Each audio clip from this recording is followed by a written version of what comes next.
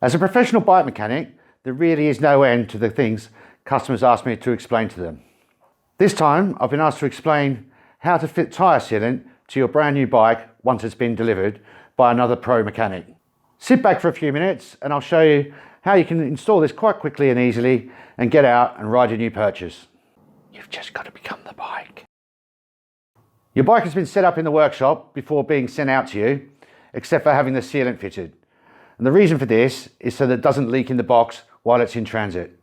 The first thing to do is to check that you've got everything you need to get this sorted out. So in the box, you should have 2 bottles of sealant. You should have a valve core remover.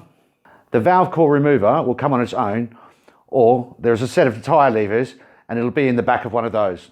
Take your wheel and put it into a position so the valve is at 5 or 7 o'clock. And then you want to just open the valve and let the air out. Once it's deflated, take the valve core removal tool and fit it to the valve core and then just unscrew it. You undo the valve core anti-clockwise. Take it out fully and just set it aside.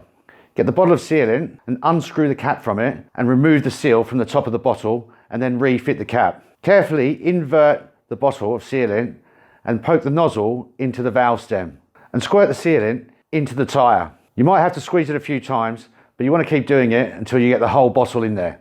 If you're just left with a tiny little bit in the actual nozzle, don't worry about that. Get your valve core and the valve core tool and screw the valve back into the valve stem until it's nice and tight. Turn the wheel around so the valve is at 12 o'clock, top dead center. Now it's time to pump the tyre up.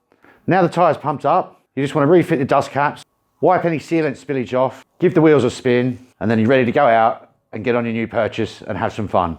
If you found this video useful, please hit the like button down the bottom. And if you have any pro bike mechanic questions, please leave them in the comments.